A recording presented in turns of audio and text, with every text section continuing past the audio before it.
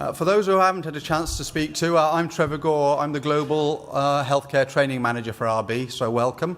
We're going to have a panel debate stroke fight. Our illustrious GRIP panel are as of one mind about the importance of GRIP. They're as of one mind about the 5 Ps, or so I thought. And then during the rehearsals, every one of them said, well, we're not going to show our slides on this bit, because the enemy might find out what we're going to talk about. So they all do agree on the 5 Ps, but they are going to be fighting with vigour which is the most important of the 5 Ps. Once they've defended their corner, it's over to you to interrogate them. If you hear something you like or don't like, put it to them. Okay, we're now going to vote on which P you believe to be most important. And we'll have the debate and see if the power of their rhetoric changes your minds. Okay, prescriber. Oh. So they're ready to go home now. But we have a nice spread. I think John and Sabir, I think you've got a challenge there. I think there's some... Okay, without further ado, we'll have our impassioned call to arms on why policy is best. Well, good morning, everyone. It's not my usual way of behaving, you have to believe me, but for the purpose of this debate and for the purpose of the 33% I saw for the prescribers, I want to attack immediately why the P of prescriber is not the most important focus for efforts to reduce antibiotic use, but why it is the policy. With respect to the prescriber, how can you affect prescribers? How can you ask prescribers to more prudent use of antibiotics if there are no guidelines in a number of countries in Europe and in the world? When there are no antibiotic surveillance systems, how can you ask prescribers to improve when they're not aware of their own practice? And most importantly, how can you ask prescribers to prescribe more efficient when there's over-the-counter selling of antibiotics in numerous countries around? And I've done a quick internet search how people get antibiotics without a prescription. How did they do it? They went to a pet store. They drove down to Mexico. They went to an ethnic market or convenience store, or they bought them via the internet. And searching on the internet, there are numerous sites where you can buy antibiotics very, very cheap and have them delivered at your home the next day. How can we ask prescribers to more prudently prescribe people in the pharmacy to give information when people can get them everywhere? You can read with me a pharmacy advertisement from a US pharmacy. Ours is the best pharmacies you could ever find to buy cheap antibiotics from, because we have all the experience and expertise it takes to make every customer satisfied with the level of service and quality of the drugs offered. The most popular and efficient antibiotics, you can sell them there. So this is the way patients and the public behaves, but it is allowed by the policy because over-the-counter selling of antibiotics is still, it is illegal, but it's tolerated in many countries. So this should really be the first target site for action. So in my opinion, it's more action by policy, less antibiotics. Prevention team. Good morning, ladies and gentlemen. Well, I think I will try to convince you, because 10% for prevention is a peanuts in comparison to what would expect you to vote for. And I think if you would argue with us that the treatment is better than prevention, probably you choose the wrong specialty. I will show you just a couple slides, basically showing why the prevention is becoming extremely important and how prevention could not only curb the infectious diseases, but also prevent resistance. Well, I will give you just one slide to remind you that in spite of all of our efforts in diagnosis, treatment, and prophylaxis, there is still 3.9 million deaths from acute respiratory tract infection, more than from TB and AIDS combined. And I think it's very crucial. We are talking about the increase of mortality and morbidity from infectious diseases on 40% during the recent decade. And you can see out of this 40%, 18% are due to respiratory tract infections. And if you have a look on the 7 big states of the United States, for example, respiratory tract infection attributable mortality increased there by 20% in 17 years. So we are certainly looking into the extremely powerful group of diseases. And I will show you just one simple example, ladies and gentlemen, how the prevention in this particular type vaccination with conjugated pneumococcal vaccine really changed the situation not only with the proportion of infections, but also with the proportion of infections caused by resistant pathogens. You can have, we'll start with a very simple issue, looking into the pre-vaccination area, and you can see that basically, you can see that not only number of visits, number of infections, but if you have a look at number of penicillin non-susceptible pneumococci after the vaccination in 2004, you can see dramatic decrease in the proportion. And I think it's a classical example how doing the very preventive thing, doing the vaccination, you are not only decreasing the number of infections, decreasing the number of causes of antimicrobials. In a very short period of time, you can decrease proportion of circulating non-susceptible isolates. And again, if you have a look on carriage, we are talking about the potential pathogens which could be carried in healthy volunteers. And again, this is also extremely crucial. It's an excellent study from Greece involving in about 2,000 children with screening of nasopharynx, and you can see gradual decrease, and especially what is more important for us, decrease of carriage of highly penicillin non-susceptible strep pneumonia and highly penicillin resistant strep pneumonia. And I think there is no doubt, based upon these data and numerous data about the conjugated pneumococcal vaccine, that the prevention is much better than treatment. Use the vaccine, use the prevention strategies. You don't need to treat the patient. You don't need to face extremely resistant pathogens in the community. Thank you.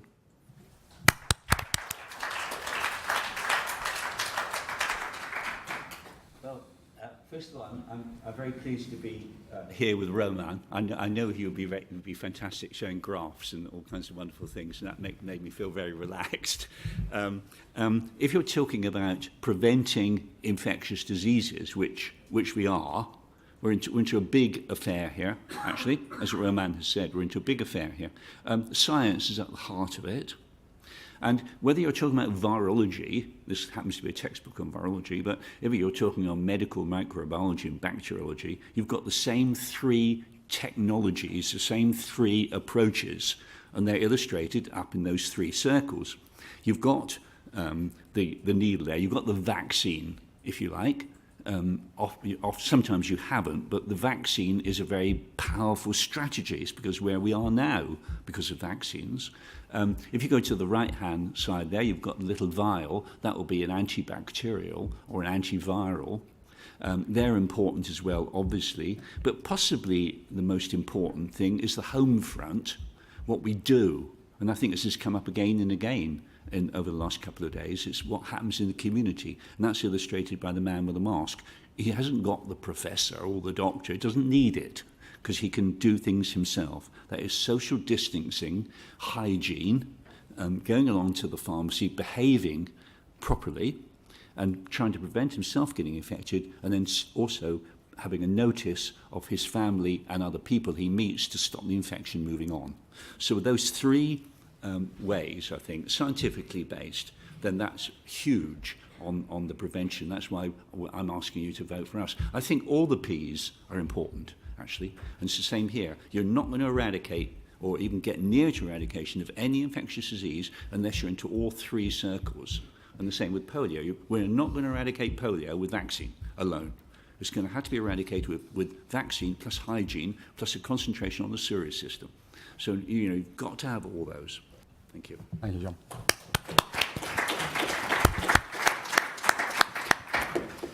Okay. Now, I want to defend the prescriber. Because the responsibility is the most voted for the prescriber, the most of audience are prescriber, and I want to defend the trouble of prescriber when we prescribe antibiotics.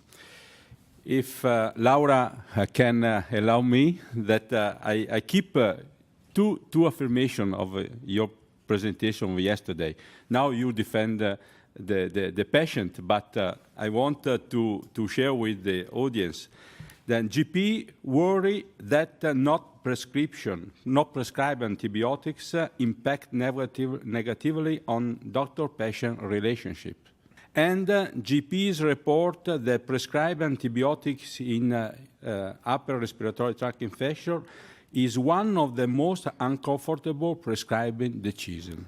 We play an important role as family doctors, a pediatrician, a doctor, but we are not the sole actor in the management of the patient with sore throat. Also, the colleagues of pharmacists, the patient, and others. And I want to share with you our trouble, because in the most of cases, our diagnosis is a clinical diagnosis. And we have a short consultation time. It's true that only 10 minutes maybe is enough for diagnosis of a sore throat, but sometimes it's not enough when we must discussing with our patient when he wants antibiotics or when we are in doubt in prescribing antibiotic or not. Then the patient pressure, also the mama of the patient, of the child sometimes. Sometimes we overestimate the patient wish, is our perception, but is important. Sometimes we prescribe because we think that to protect the patient for the superinfection, or we want to reduce the new office consultation. When we discuss in our group or in the health district group, they told about the weekend effect. We call this weekend when in Thursday on Friday we have the patient, and we maybe prescribe antibiotics. You have the receipt, and we tell to the patient, if there is a higher fever or change your clinical feature, you can go to the pharmacy to bring antibiotics. But we know that outside our office, the patient go directly to the pharmacy. So the strategy, we must play an important role in a local policy with our health system and the scientific community on that and with other doctors.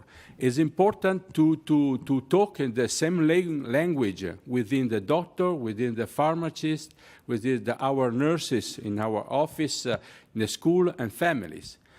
And doctor must discuss inside the group the management of the patient with upper respiratory tract infection, the right approach and the weakness of our action. Thank you.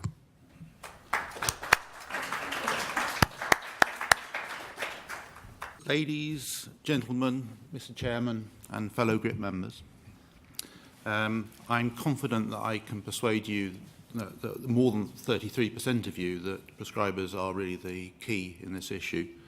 I think the rest of the P's are, to use Roman's expression, is peanuts. There are very good reasons why the prescriber holds the key. We've discussed policies, and I fully accept that we need to have regulation and policies that help to restrict access to antibiotics. And the kind of things that we need to do is to maybe make them more expensive, but have systems that only release them when it can be proved that they're strictly necessary. I can absolutely accept that.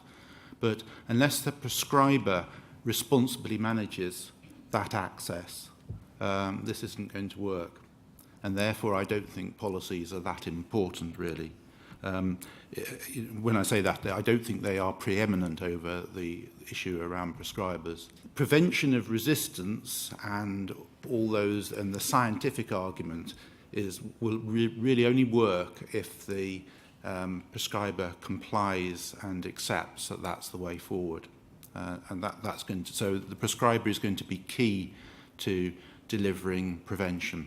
The pharmacy is there and very valuable and very much valued and very important, but it's in a supporting role. And it's there particularly if we can restrict access and make antibiotic use only when it's strictly necessary. The pharmacy can help to make that happen, but I'm afraid it is the prescriber in that instance that is going to be the key to delivering this. Patients, as we know, unfortunately, are very good at wheedling out of doctors, and doctors love to work with patients in a kind of sympathetic and consistent fashion, and it's the nature of doctors to bow to the demands of their patients, but actually in this instance it's much more important. And I'm afraid what I would say is prescribers are going to have to get tough. And we're going to have to change the patient's perspective so that they recognise that the doctor is only prescribing when it's strictly necessary. And one of the things that I'm fully aware of is that patients have set great store in prescribers and doctors. If you look at opinion polls, doctors always come out the top of the professional groups in terms of people that patients respect. And ultimately, whether a patient gets an antibiotic or not, it comes down to the prescriber, and therefore prescribers have to be the key. And you may notice this. It's something that my wife and I have a lot of discussion about, because I've got this fixation on the day after tomorrow. And this is a picture taken from the stuff that was used for the film The Day After Tomorrow. I'll put it into perspective. When I go to the supermarket with my wife, I look round for food that can be stored in the house, ready for the day after tomorrow. So that shows you how strange I am. But basically what we're saying here is that antimicrobials are a dwindling resource. Inappropriate use is going to harm future patients. And it is ultimately down to prescribers to safeguard antimicrobials for use for serious infections. And as I say, patients put great store in prescribers and trust them. They trust doctors. So I think, and I don't think there's any doubt about this, that prescribers hold the key in this issue. And they hold the future in terms of how modern medicine works in their hands. And they hold the future in terms of populations staying alive and well in their hands. And I feel that very strongly.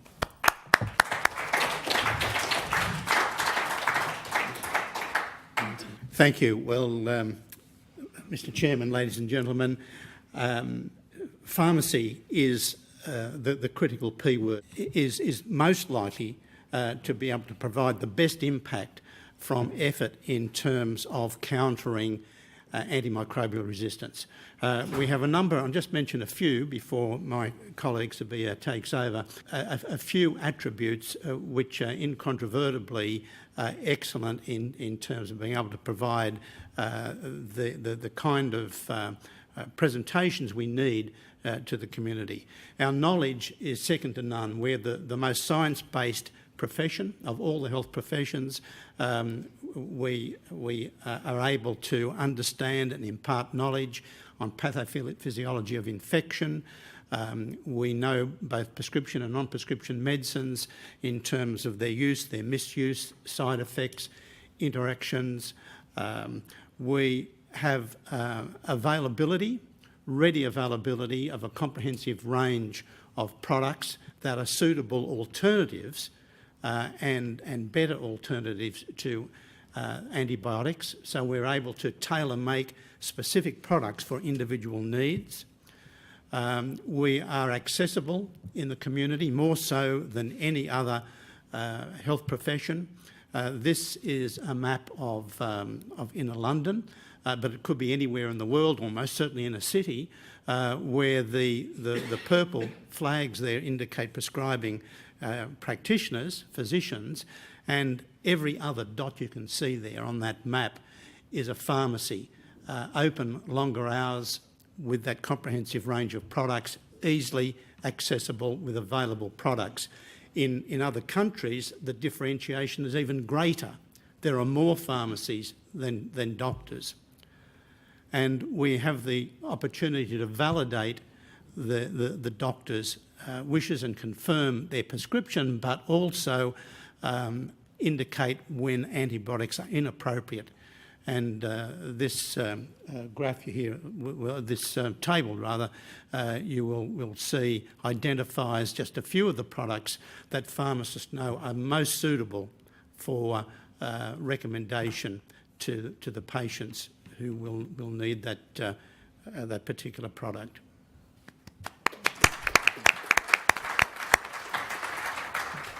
So, colleagues, I want you to count the number of P's in what I'm going to say, and there's a prize for one that guesses it right. So, pursuant to my partner's presentation on pharmacy personnel being pivotal protagonists of GRIP's pentagonal framework, I move for the primacy of pharmacy in advancing antibiotic stewardship and conservation, in that pharmacists validate or confirm prescribing practice and therefore have tacit oversight of the prescribers. Pharmacists are strategically placed to educate patients and effect behaviour change in terms of patients' demand for antibiotics. Pharmacists are critical to the implementation of policy and also generate evidence to inform policy-related interventions. And pharmacists prevent antibiotic resistance by impacting on prescriber practice, patient behaviour, and policy implementation. Colleagues, you may concede now.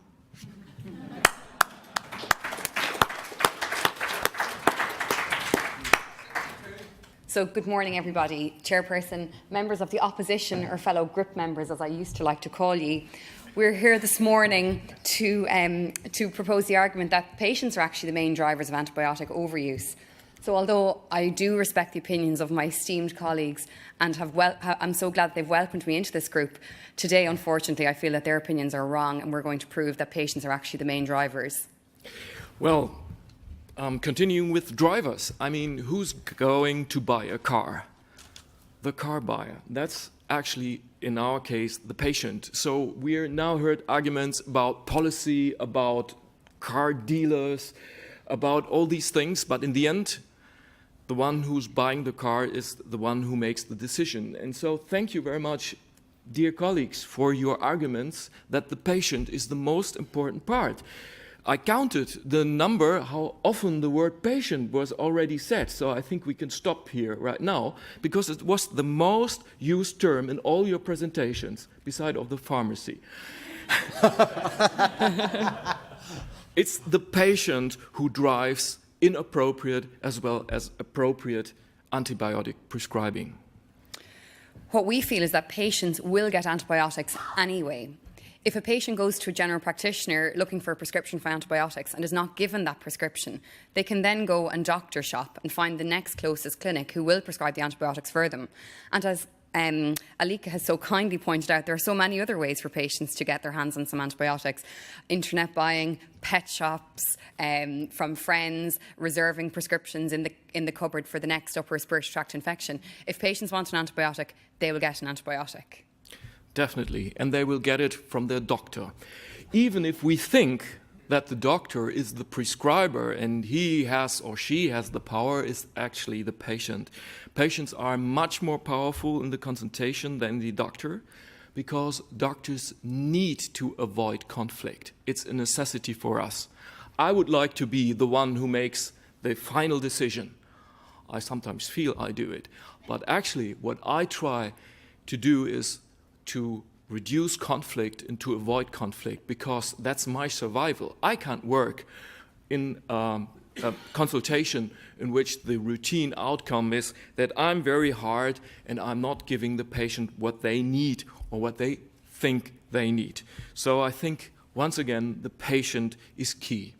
And research shows that in the end, patients get what they want. Thank you, Martin, for this very important argument. I also like to think that I am quite a normal, down-to-earth person, and I'm quite empathetic. So I understand when a patient comes in and feels quite miserable, that they really do feel miserable, and that maybe they're not able to go to work. And in current economic climate, certainly in Ireland, people need to be at work because they're not paid if they're not there. And if their kids are sick, they need to take a day off work because they can't send them to creche or childcare if they're unwell. So patients are under pressure, and I can understand that, being a mother and being a family member myself. I understand what it's like to be under pressure. And that pressure means that patients put more pressure on us as doctors to prescribe antibiotics for them, because we live in what I like to consider to be a 24/7 drive-through society whereby everything must happen now, and time is not something that patients are willing to give to get better. So if patients need an antibiotic because they want to go back to work, that's what they perceive is going to make them better. They want that instead of something that will have short-term symptomatic relief. And that's actually what they use to put us under pressure. It's not the conscious thing like, doctor, I need an antibiotic. You'll sometimes find that phenomenon, but it's usually having a lot of arguments and unconsciously driving the doctor in the direction of prescribing an antibiotic as a symbol of a very powerful drug. So it's a kind of misunderstanding in the consultation, but it's once again the patient who triggers this misunderstanding, which eventually leads to antibiotic prescribing. And unfortunately, patients have been conditioned in the past to learn that if they're unwell, they have a cold or a flu, they go to their doctor and they receive a prescription for an antibiotic. And that's what worked for them in the past. Not only did it work for this generation, but it worked for previous generations. This is in the patient's opinion. So if the grandmother says that the child needs an antibiotic, the mother is going to believe the grandmother or the mother-in-law possibly. So that issue of that learned behaviour, or that type of operant conditioning, it's almost a Pavlovian response. I get a cold, I need an antibiotic. That's something that patients still feel that's what's most important to them. So that's something that really drives antibiotic use as well. Let me continue. We were asked to argue why patients have the most impact on inappropriate prescribing of antibiotics. But let me argue why patients have the most impact on appropriate prescribing of antibiotics. And there's a simple cause, because patients are more open to rational arguments than doctors are. Doctors stick to their learned behavior. They stick to the things they've always done and they always made good experience with. And we have a proof why, and also that patients are more open to rational arguments. The reason we can put this point across is that there's clear evidence that when educational campaigns take place, antibiotic use reduces. So this categorically proves that patients are the main drivers of antibiotic use. These campaigns that I'm illustrating on the screens at the moment are not campaigns directed at healthcare professionals, doctors, prescribers, pharmacies, policymakers, any of the other Ps that we're discussing. These are aimed at patients. So if an educational campaign aimed at patients can dramatically reduce antibiotic consumption within the community, it must mean that patients are the main drivers of antibiotic use. I've used old adages and Chinese proverbs and lots of things over the last few days, but just to use another one. We often talk about giving a man a fish and feeding him for a day, but teaching a man to fish and feeding him for life. If we give somebody an antibiotic for an upper respiratory tract infection, it won't actually help that particular upper respiratory tract infection. But if we teach them how to self-manage their symptoms and how to avoid antibiotics, they can then treat every other upper respiratory tract infections that they will encounter over the rest of their lifetimes. And remember that most people suffer an average of 3 to 4 cold symptoms every single year. That's a lot of upper respiratory tract infections and a lot of inappropriate antibiotic use by the public. Thank you very much.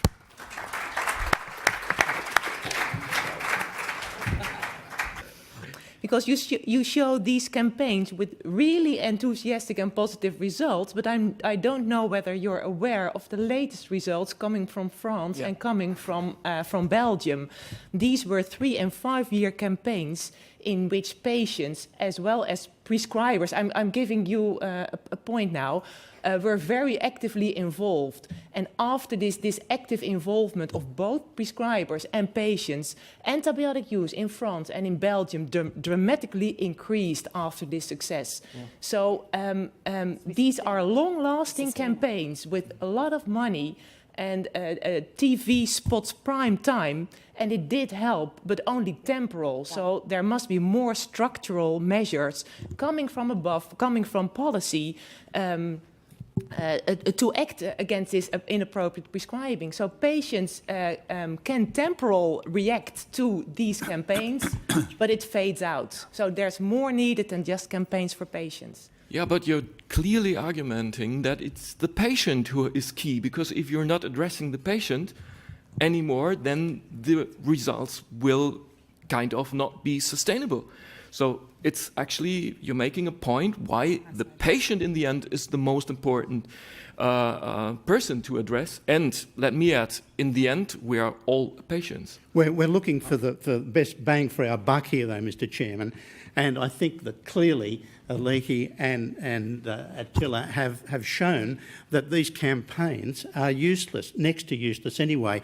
Of course we agree with John Oxford that all the Ps are important, but which is the most important? Which are we going to get the best result on our investment in countering antimicrobial misuse? Well, of course, it's in the pharmacy. The pharmacy is the link between the doctor and the patient, has the best ability to provide the patient with education, information, and encourage behaviour change. Patient.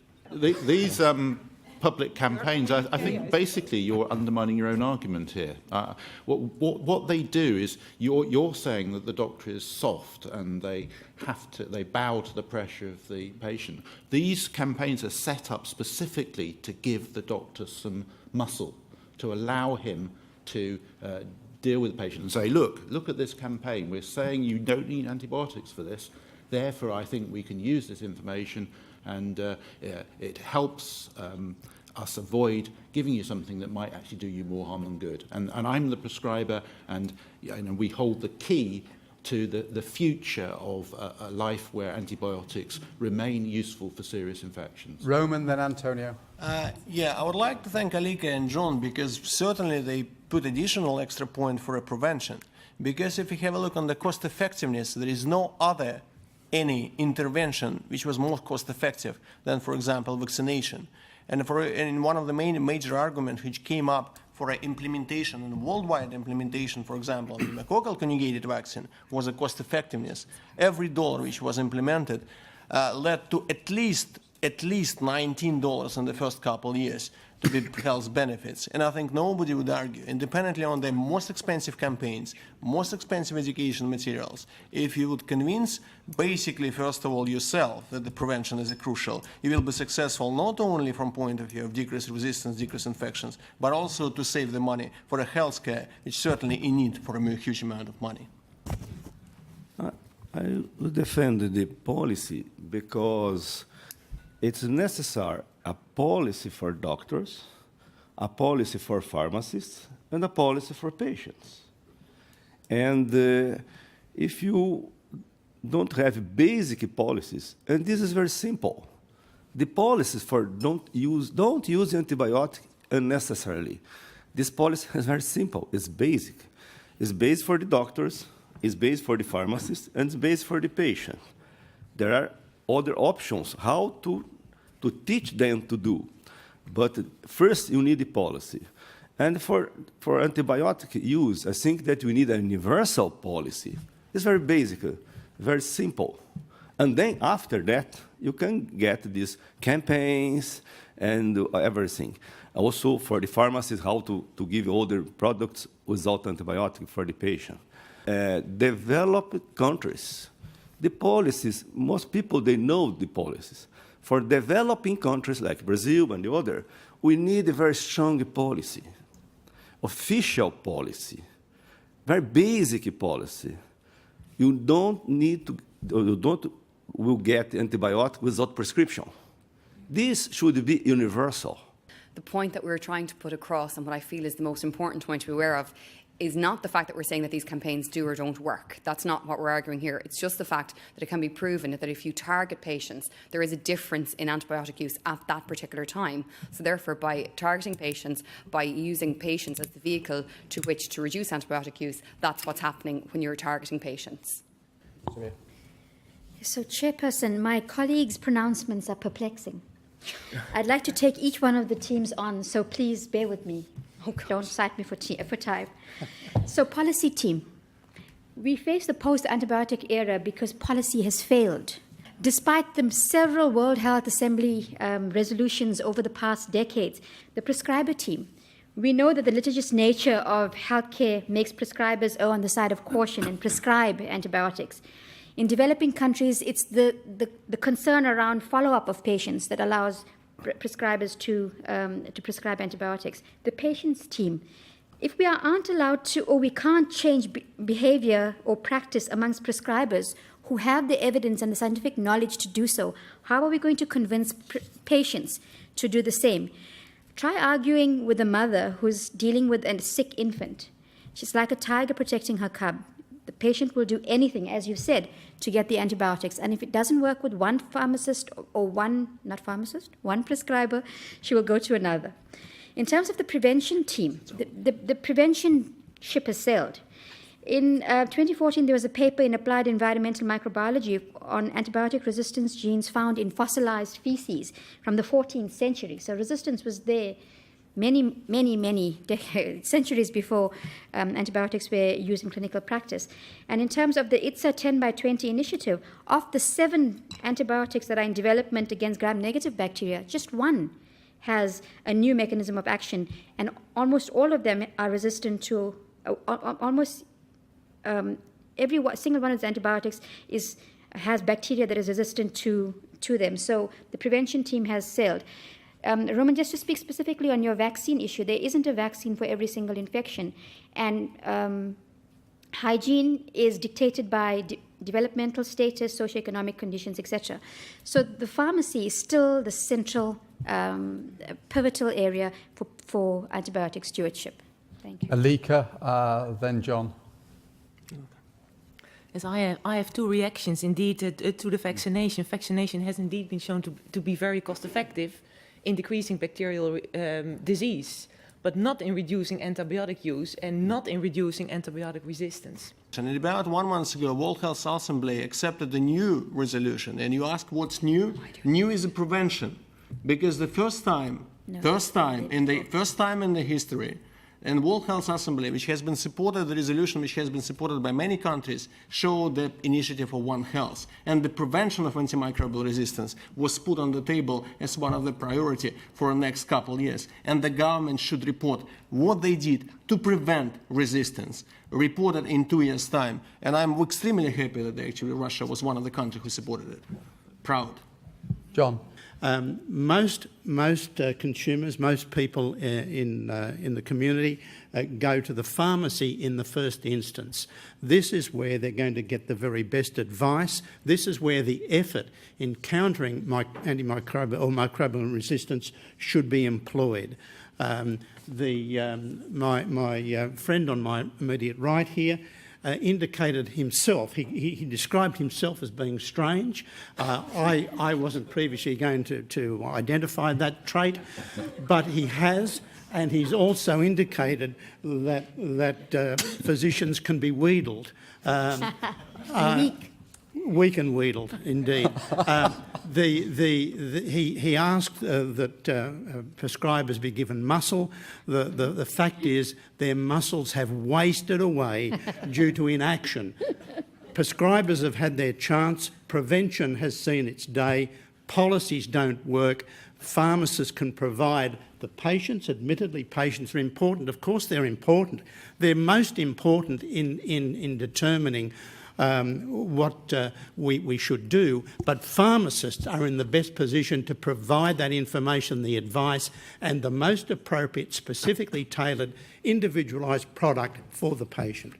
Laura, then Martin, and then Roman and John. So I just wanted to clarify a few points that some of my colleagues have made. Firstly, with regard to Sabia's comments there about the patients, we completely agree with Sabia and what she has said, that a mother will do anything to protect her child, and if she can't get an antibiotic off one person, she'll go to another. That was exactly the point that we had already made, so I'd like to thank Sabia and the pharmacy end for reinforcing our argument. Secondly, again, to go back to the tiger protecting her cub idea, with regard to what Roman has been talking about vaccinations, yes, I agree. A stitch in time saves 9. I really like these, but prevention is better than cure, certainly. So patients are more nervous about vaccines now and vaccine effects, and certainly vaccines that are rushed through. We have parents who are worried about side effects, mercury, thiomersal preservatives. I hear this practically every week. And after what happened with the H1N1 vaccine, children with narcolepsy and that, people are nervous about vaccines, and they're probably happier to take an antibiotic than an unknown vaccine that has been rushed through. So although prevention is better than treatment, we can't prevent every disease yet, and there needs to be something there to treat diseases. With regard to the prescribers then, I'd like to thank Aurelio for using some of my work from yesterday, but unfortunately what he didn't present was the fact that that initial slide that stated that doctors worry about damaging that doctor-patient relationship by not prescribing antibiotics. Patients actually, when surveyed, have stated that only 26.6% of patients are not happy when they don't receive a prescription for antibiotics off their doctor. So that means that about 74% of patients are perfectly happy with what their doctor decides. So it just really depends. You know, patients are there. Patients need to be educated and need to learn, because patients are the drivers there. So that's with regard to the prescribers. And then with regard to pharmacy, yes, you can do everything that you've outlined, and I agree. I think pharmacy is important, but without the patients, you don't have anybody to work with. Martin. Well, thank you very much, Laura, for supporting the role of the prescriber. I think that's very well said. You know, the patients will accept what prescribers advise to them, and that's really important. I'm a bit upset with John, because I think he's assuming that my particular character traits affects this argument, and I don't really think that that's the case. He also said that pharmacy is the most science-based profession. Where on earth does that come from? They're pretty. It's evidence-based. I mean, it's obvious to me that doctors are highly trained, skilled professionals, and I'm not saying that pharmacists aren't, but I would have said generally that our kind of skills aren't in terms of running a business and running shops. They're much more in terms of having a systematised way of managing patients, and I think that's really important. It's a pity the doctors can't do that, though, isn't it, Martin? I was also intrigued with the suggestion that patients are more open to rational argument than doctors, and the doctors are set in their ways. I mean, there's so many examples of the way that doctors have changed their clinical practice in relation to emerging evidence. And sometimes it takes a bit of persuading that patients find it very difficult to understand. I can think back, it's probably a bad analogy because it involves antibiotics, but I can think back to management of peptic ulceration years and years ago, where persuading patients that it was caused by a bug called Helicobacter was very difficult. And we had to completely change our approach to managing that condition. And it was doctors that drove that change. It wasn't patients that drove that change. And just to counter the issues that Antonio raised, prescribers are the people that hand out the antibiotics, in my mind, and that in developing countries, then that might be healthcare workers, it might be nurses, it might be pharmacists. In many instances, those people are very good at following protocols, but they have to become, if you like, the person that is the prescriber in those circumstances. So they are key. I totally accept that argument. Well, first of all, I would like basically, to take on John, because the pharmacists came out before the prescribers, and pharmacists take this leaf, you will be cured tomorrow, and it has been failing throughout the history. You came before the doctors, and unfortunately, until the prevention came up, nobody survived better than now.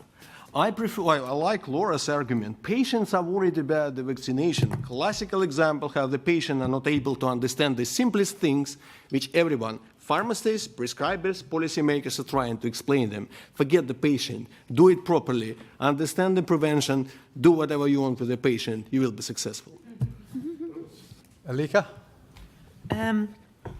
Yes, well, Martin described a well-trained and sensible physician, and Laura indicated that only a minority of patients indeed go to their physician to ask for an antibiotic. But why do we have these enormous overuse of antibiotics then? Why do we have these resistance problems?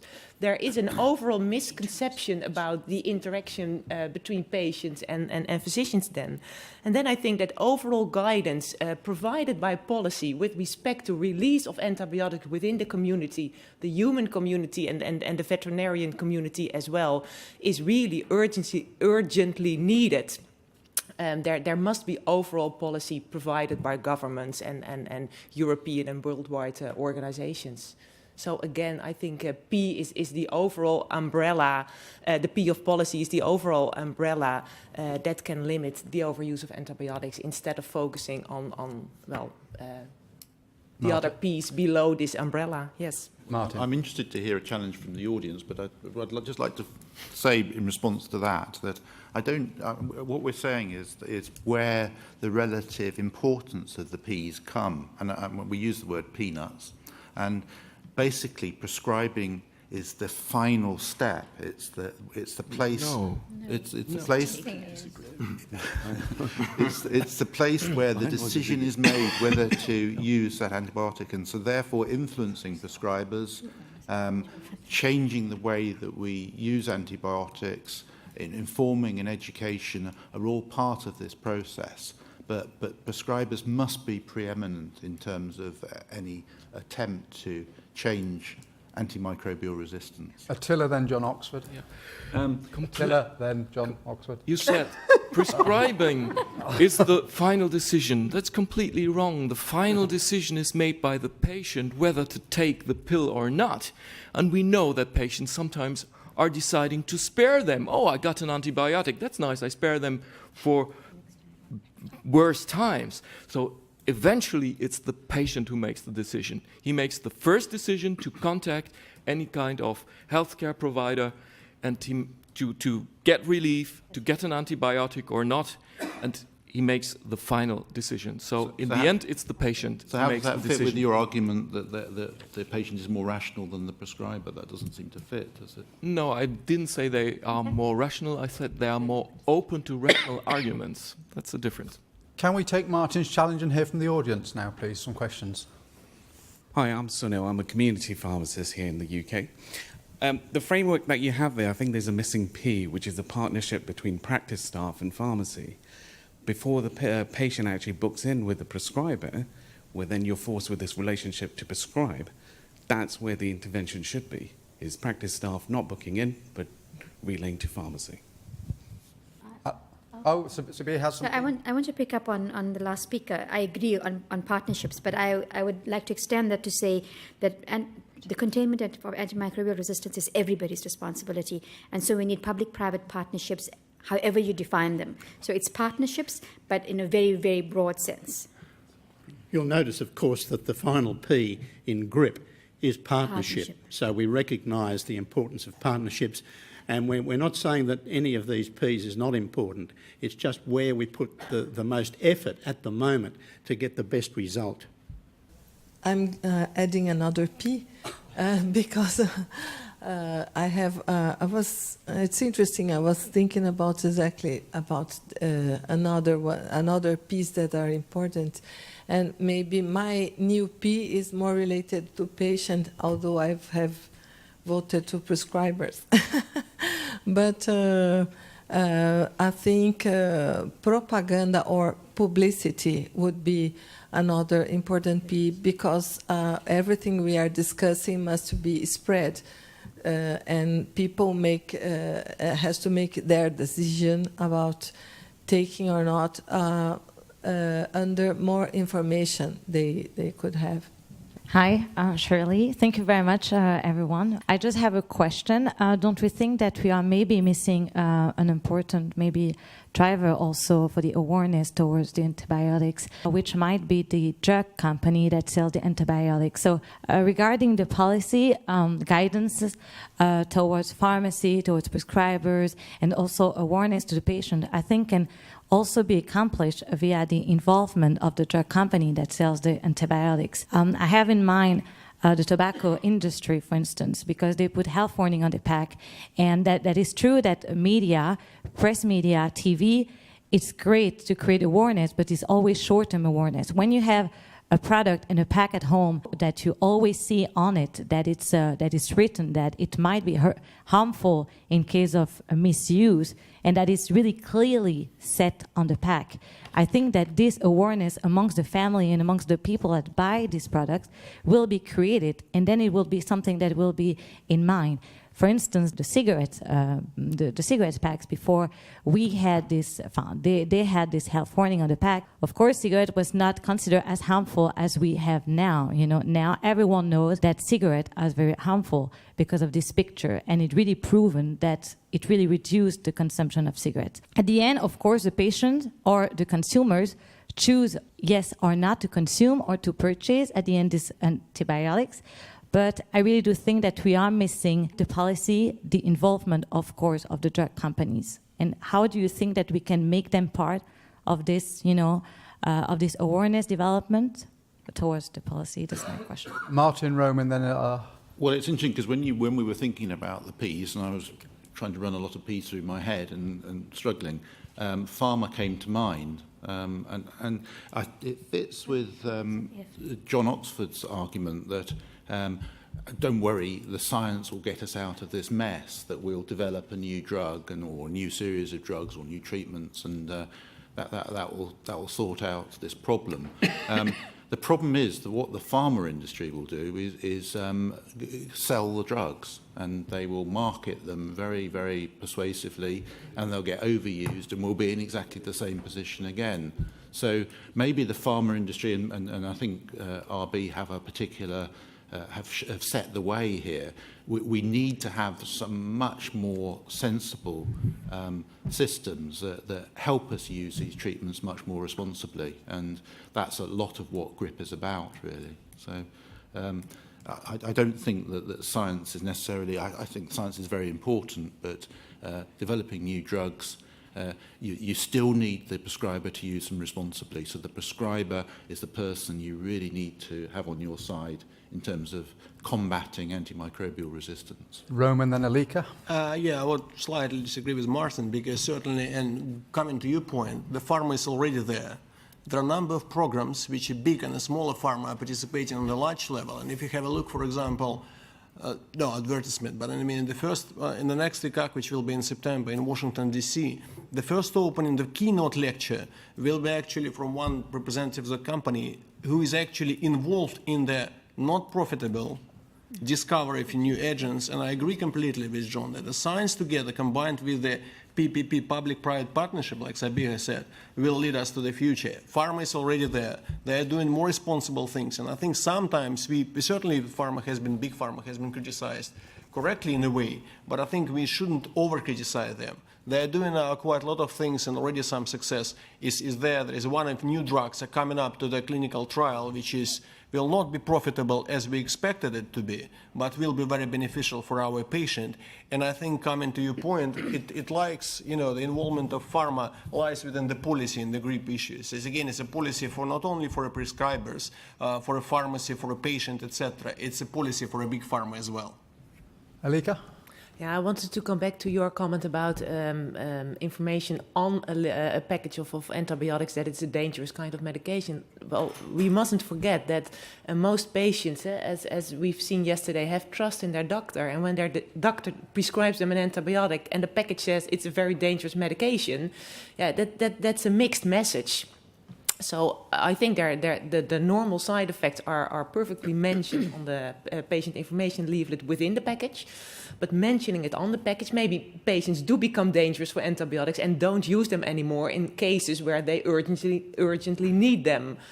So I think that's not a very good idea. And with respect to the involvement of the big pharma, well, I do agree with you, because aggressive marketing of antibiotics is a bit history. So that was a point that we could have undertaken action upon in the past, but nowadays it won't work anymore, because there is not much aggressive marketing, because most of them are out of patent right now. Laura? My point on that was going to be that, again, we're representing patients here, and we have to remember that patients need antibiotics sometimes. Antibiotics aren't poison, and there are cases where they're needed, and antibiotics save lives. And that's why we're trying to conserve them so that they're used appropriately to save lives when they're needed. So if we're to put warnings like that, I would like to actually agree with Alika this time and say that I think if to put a warning like that, that would shock people. People are already nervous, and they do read these inserts, and I think that they're well informed about side effects and issues like that. But I think if you write something like this may cause serious problems, this may cause death, like smoking packaging would do, I think it may actually deter patients who actually need an antibiotic from taking them. Christopher from Malaysia. Obviously, in my view, all 5 Ps are obviously important, some more than others, depending on which country you come from. And I think that's important. Each country has to decide where they are now. But 1 P that I think is extremely important, and that's important whether it's a UK or developed country or developing country like Malaysia or some African country. One big P is political will, because nothing is going to move if people do not push for the move. There are policies by health ministries, policies by various agencies, but if they're not implemented, it doesn't work. And exactly what you mentioned from 2001's WHO document and the current one, it hasn't worked because WHO had no clout to make it work. And then political will is something, as far as GRIP is concerned, if we want to make the change, we have to engage our political masters. Some countries, the political masters have moved a long way. Some countries have not yet moved. In Malaysia, we've been, as an example, and I'm sure some of the developing countries have the same issue, is splitting the dispensing and prescribing rights between doctors and pharmacists. Hasn't happened yet. Yeah. In Thailand, same. Indonesia, same. Hong Kong, same. It hasn't changed. And the doctors do not want to give it up. The Malaysian Medical Association do not want to give it up because their members, that's where their money, it makes the money. They keep the consultation low, but they make money from the amount of drugs you pushed out. So the more drugs I give you, especially if I say, I'm giving you an antibiotic, all right, and give it a fancy name, wow, that's where you can charge. We know splitting it will help to bring down this inappropriate use of drugs, not just antibiotics. But the government has not had the political will to push it through because the lobbies lobby from both angles.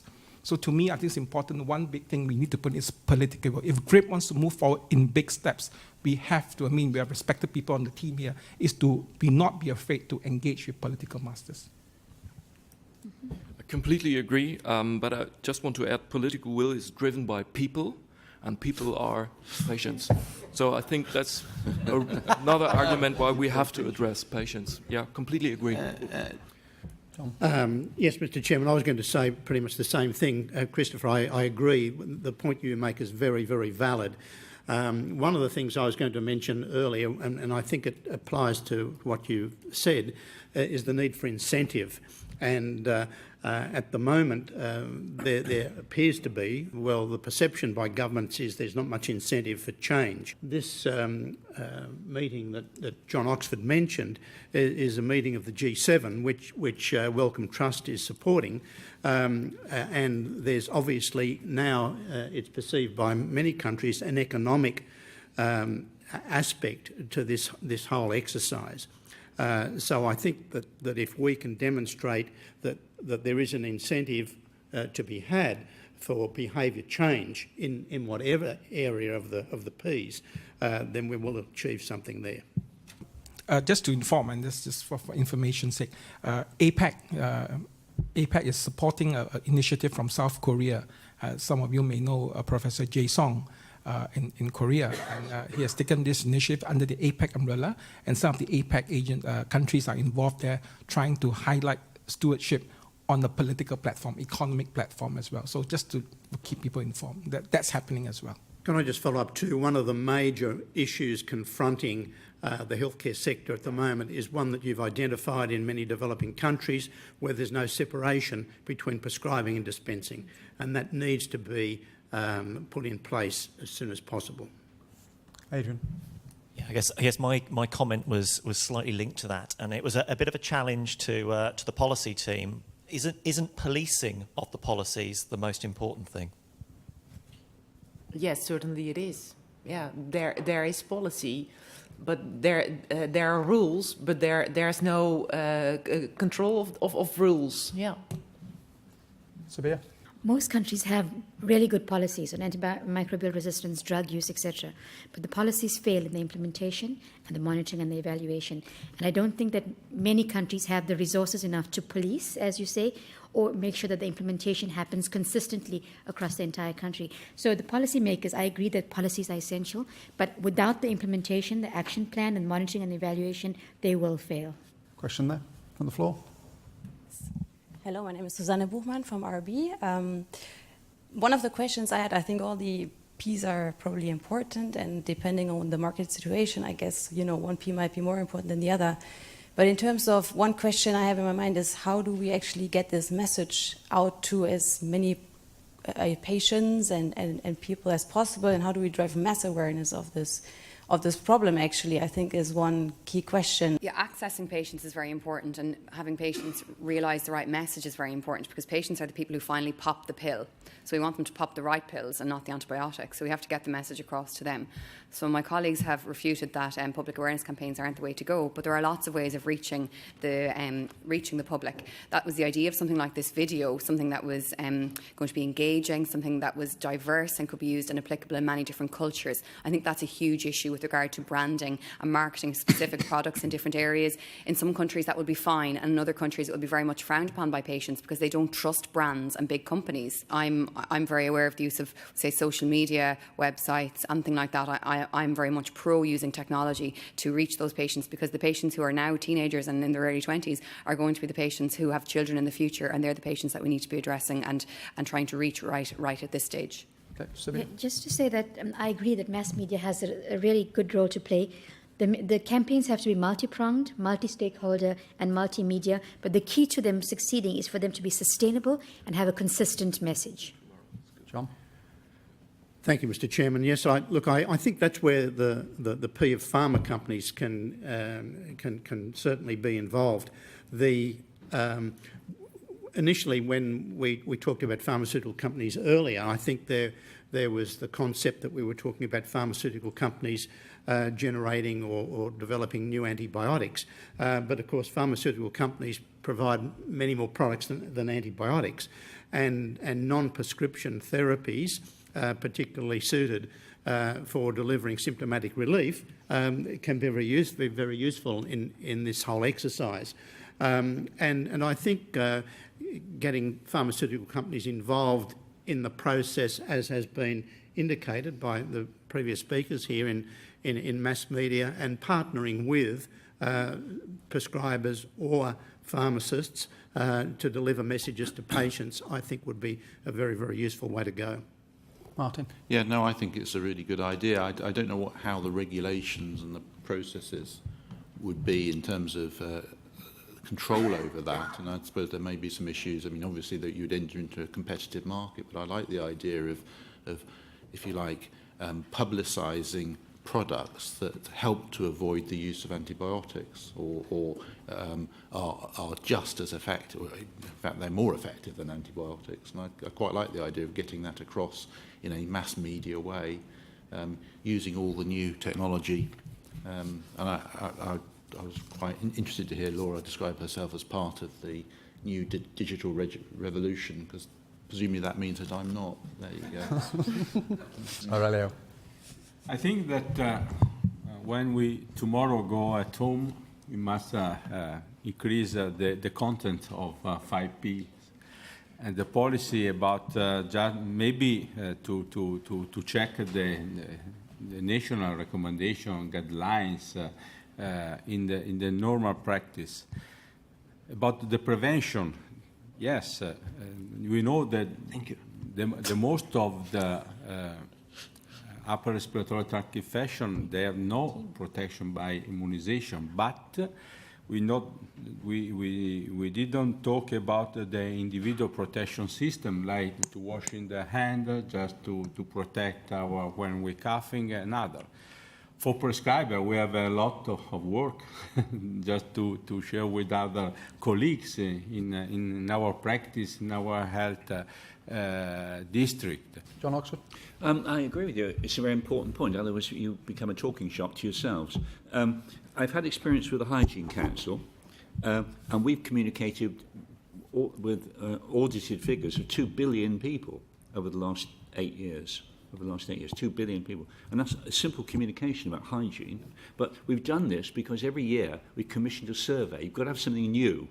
You can't just go out and talk about a meeting like this. So the way we do it is we commission in every country in the Hygiene Council, we commission a survey. We interview 1,000 people in 20 countries or whatever it is, and then you've got new data for all those countries, and you can move around them and get some publicity. And that's the way to do it, I think. I can't think of any other way. I think one of the ideas is actually for the companies who are producing their products which are more effective than antimicrobials in specifically settings, is to design the trials and basically to share this information as soon as possible with the medical professionals. And this I would like to support, which is surprises probably, for pharmacy and the prescribers. And the policymakers as well. We are friends in the end, independently on what has been said before.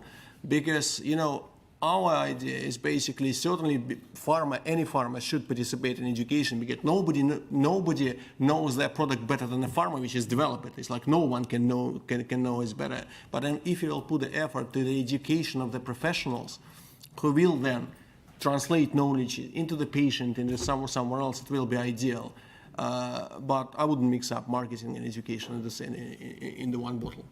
Well, I think that in creating the problem of antibiotic resistance, all P's failed somehow in the whole process, and that we as a group can indeed have a strong appeal to the policymakers for regulation, guidelines, national and international action. Antonio. I agree. I think that the 5 are very important. And I agree that we are now failing in all 5. And the idea of the group is to put together and to try not to fail in the future. We had a question down there. Thank you, Chairman. It's just a question. First of all, I've changed my mind. And I'm asking, can I actually have 2 votes? No. You can change your mind, but you cannot have 2 votes. We will vote again. In Northern Ireland, we get many votes as we want. We just keep voting. Vote early and vote often. And I think, in essence, John's right, and what I agree with him. But I have to say that I voted for pharmacy at the start. And therefore, I'm sure my esteemed colleague beside me voted for pharmacy. And if you look at the numbers, I'm very suspicious of the people sitting in the pharmacy who don't seem to have voted for pharmacy. So I'm now going to change, and I'm going to change because I think the patient is where we should get our bang for our buck, because the patient really is the public. And I think the problem is that we keep going back to Martin's point that it's always about the patient. It's not. It's about public, and it's about the behaviours public have. And if we go back to Susan Mickey's analysis, which is excellent in terms of influencing, the 2 key elements there are capability and motivation. The capability has to be built in community pharmacy, and the motivation has to be the patient stroke the public. It's not about influencing people when they're in the GP practice. We need to get them long before that. And therefore, I think that everyone should have 2 votes from now on in true democratic style. Thank you, Terry. Martin. Well, I thought we were getting serious for a while then, but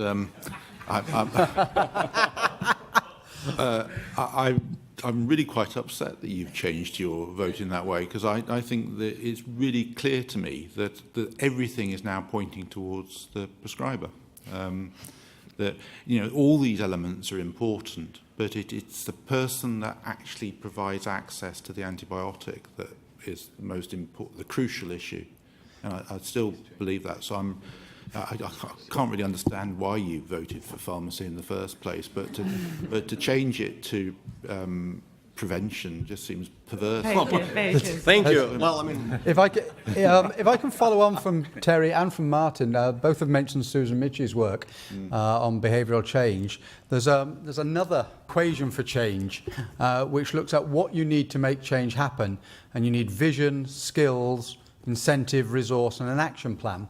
And then as you go down, the ones that are blocked out, if you don't have a vision, there's confusion. If you don't have skills, there's anxiety. If you don't have an incentive, there's only gradual change. And if you don't have resource, there's frustration. If you don't have an action plan, you have false starts. I'd like to ask each of the teams, do they think any of those are missing at the moment? Yeah, prevention is missing. Yes. Sabia? I think that in developing countries, the resource issue is of concern because not many developing countries have the resources for surveillance systems that are going to be representative and give you the correct data. And again, just to say that any policy or plan or strategy without an action plan is going to fail. And we see that the action plan and the monitoring and implementation of the action plan is where we're at. So I think that in antimicrobial resistance, the last two, the frustration and the false start, for me would be the things that are of concern at the moment. Mr. Chairman, I think that in different environments there would be perhaps different missing links here, and Sabi has identified a couple of those, and I think maybe in other locations perhaps the skills and even the vision are not there.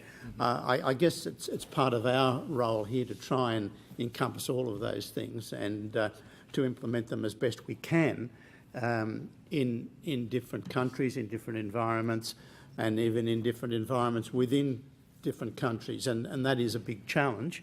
But I think having that equation for change there gives us something to aim for. John?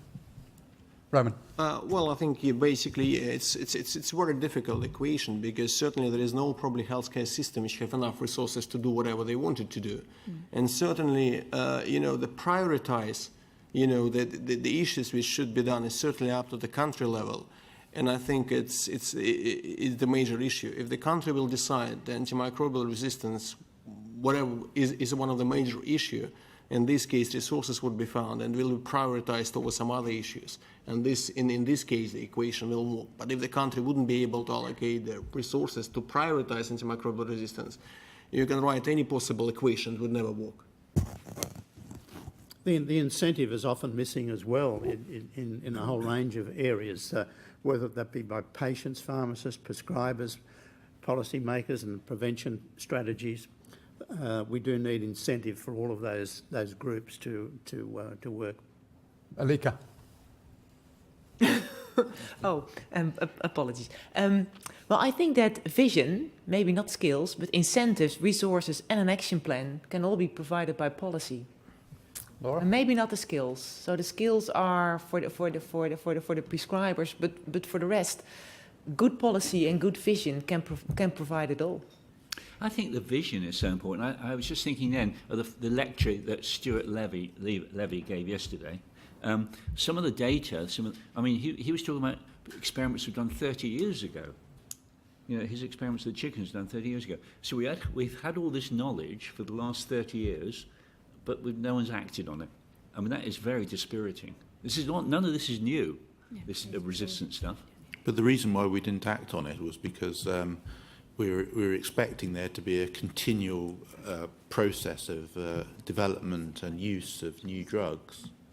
And I have to say that you failed in that department, in the prevention department. I'm not so sure. Because of prescribers, certainly. I mean, it's like, yeah. Laura has the mic. Well, I think I would strongly disagree that basically the majority of the issues related to the expectations on new plethora. I think antimicrobial resistance has never been top on the issues because nobody is expected that it will lead to such catastrophe.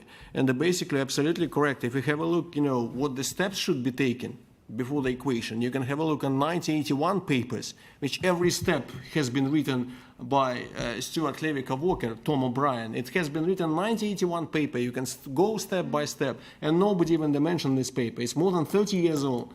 I mean, it's like, it has been addressed in prescribers, it has been addressed in policy, very less for prevention though, but I mean, anyway. And it failed. 31 years, nobody mentioned it. And it's already, since 80s, this couple new classes of antimicrobials came up. Nobody's expected it will be plethora of them, but I think it's just negligence, I would put it this, to the problem led to this catastrophe which we're experiencing now. Laura? I think with regard to patients, they certainly can lack any number of those particular necessary elements of the equation. But importantly, a lot of them miss vision, and that's what causes confusion. So they don't see that we're approaching this post-antibiotic era, and they don't understand that what we do now affects the future generations and affects how our children in the future will be cared for. The lack of the possibilities of having chemotherapy, major organ transplants, hip surgeries, because there will not be an availability of antibiotics can effectively cure these invasive bacterial infections. So I think vision is probably, although patients can lack skills and they can certainly lack incentive and other things, I think that they most lack the vision, and through an educational campaign, hopefully they can then be brought around to the way of thinking that they have a vision for what will happen in the future. Sabia?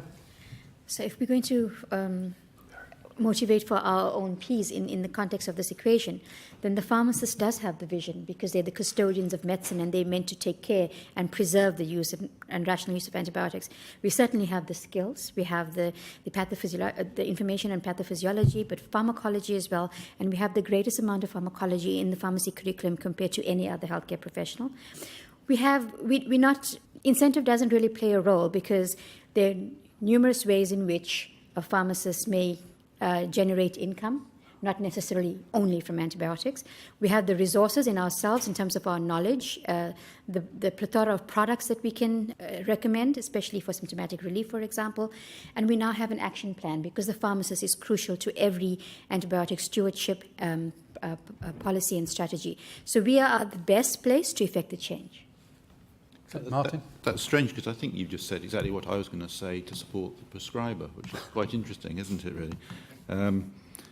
I think this issue about the vision is fundamental, and there's no doubt that an enormous amount of more work is needed to really reinforce that there's a big problem here and that we really must try and get ourselves out of this hole. These kind of meetings are desperately important to try to raise that profile. But there's no doubt in my mind that prescribers have the skills. I think there are ways to incentivise the process, and I have seen examples where that's been done, where you effectively have quality standards that are achieved which are related to appropriate antibiotic use that provide incentive payments to practices, so that can be done. Obviously, resources and action plans are all the things that we're talking about today. But again, I just re-emphasise that the prescriber holds the key to all of this. Okay, if I can just ask each panel to 1 minute, please, summation of their argument. And again, we'll start off with policy. Your closing argument. Well, I think that to close the policy argument is that it's necessary. It doesn't exclude the other 4 Ps, and we need a global effort for that. Well, on the prevention, I would like to thank our friends, because nobody actually put any argument against the prevention. Everybody was speaking everyone else, and this is extremely nice for us, and I think there's no doubt that you should vote for a prevention. I'm also offended you changed your mind, not for a prevention, like Martin you suggested to do.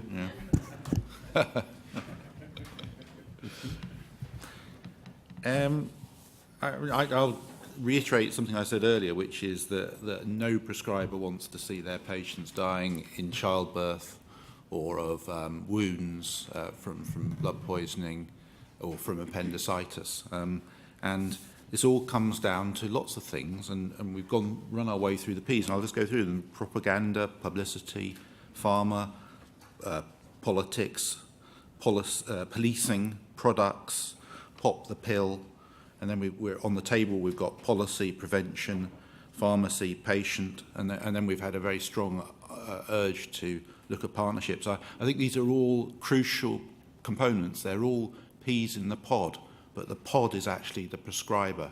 The prescriber is the person that will deliver the most effective way to control and make sure we conserve antibiotics for the future.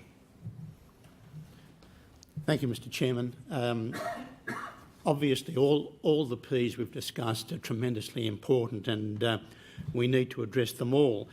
The challenge is where, given our limited resources, and resources, one of those action plan words there. Where will we get the best return on our investment, and particularly in respect of how GRIP will continue and where we will put our best and greatest effort. It's certainly going to vary from country to country, from circumstance to circumstance. There'll be different emphasis given to the different Ps, but ultimately, and in a general sense, the pharmacist will be able to provide the best return on investment. We heard policy, and by their own admission, the policy providers there have indicated that it doesn't work. Regulation has no effect, particularly with little or no enforcement. Prevention, we've talked about the history and stories of the Crimean War and further back, and that's great, but we need to be looking to the future. Prescribers, well, they are in a pod. Unfortunately, that pod is enclosed. They never see the light of day. The Ps never actually break out. So they've had their opportunity, the prescribers, and they've failed miserably. Patients, of course, they're important. They're the most important thing in this equation, and Laura and Attila have said how much they are the drivers. But the drivers need driving instructors, and they also need fuel to put in the engine of their motor cars. And we can be the instructors, we are the instructors, and we provide the products, the fuel to drive and to ensure that these policies overall can be enacted effectively. Patience. Well, I don't want to repeat our arguments because I think our discussion has reached a level of real seriousness now. We started with kind of fun arguments, with a kind of rhetorical bashing each other. But I think we heard a lot of good arguments. We saw that all Ps are not there for no reason. And I think it's now up to you, the intelligence of the audience, to make their choice which P is to target it with the most priority. That's my final statement. I think we'll take up that challenge and we'll go to the questions in just a second. Which P should be the primary focus of efforts to reduce the inappropriate antibiotic use in the treatment of respiratory tract infections? Vote pharmacy.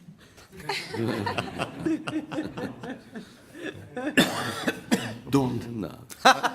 That's desperation, isn't it, really? Yeah, we don't need to use tactics. Oh, not bad. We have a draw. We have a draw between patients and prescribers, but pharmacy has come up from 6% massively to 23%. We were second then. That gives me a quandary. As I've only got one prize. Couldn't we vote? Tiebreaker.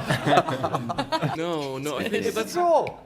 But it's a very good result. I think it's a very good result. We need to work hand in hand. We have to work on hand-in-hand. Prescriber and patient is important, as well as the other piece. We have seen a kind of equalization, and I think that's a very good result. I agree, but I want the trophy. Yeah.